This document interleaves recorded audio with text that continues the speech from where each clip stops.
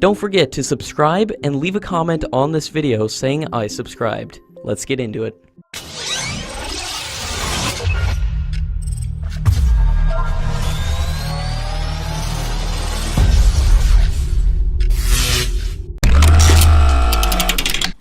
The director of the Aeronautical Development Agency has confirmed that the final operational clearance for the Tejas Mark 1 will take place by July 2018, and the mid-air refueling trial of the Tejas aircraft will take place by the end of April.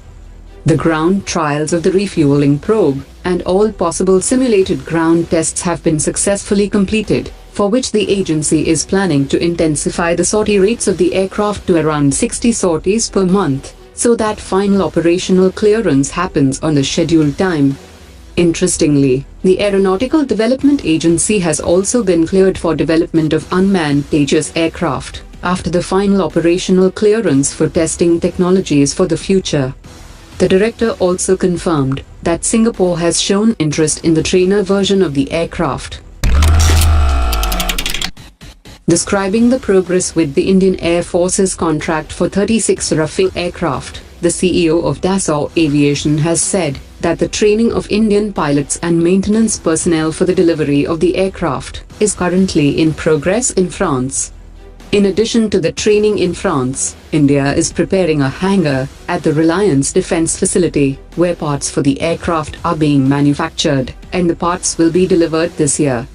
He also said that Dassault Aviation is busy responding to the Indian Air Force's request for information for 110 fighter jets, and Dassault Aviation is ready to transfer technology because the French government fully supports the technology transfer to India.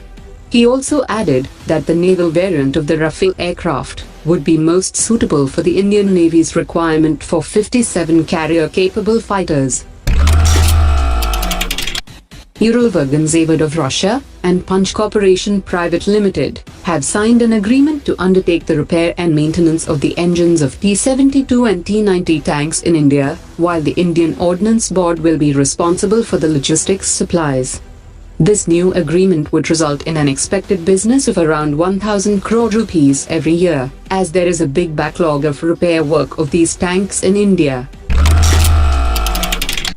The US Army has stopped taking deliveries of Apache helicopters from Boeing because the US Army is not confident in the durability of the helicopter. As part of US Army's safety inspections of the helicopter fleet, the US Army was not satisfied with the performance of the nuts used in the helicopters. Boeing has found out the root cause of the corrosion of the nut, and Boeing will provide new nuts after testing the new design in few months. Most ships passing through the Indian Ocean are not stopping at the Hambantota Port in Sri Lanka, in which China has a 70% stake. According to a latest report, around 60,000 ships sail through the Indian Ocean every year, but the Hambantota Port is receiving no container traffic. While the infrastructure development along the border was discussed in the Army's Commanders' Conference, but the issue of shortage of funds leading to delay in strategic road projects was also discussed at the military event. The shortage of funds in the hands of the Border Roads Organization is leading to delays in completing the strategic road projects along the border with China. At the end of April, Prime Minister Modi will be traveling to China to hold a meeting with the Chinese president. PM Modi is also scheduled to travel to China in June 2018 for the Shanghai Cooperation Organization Summit. The armies of India and China will resume more military engagements, including the annual military exercise.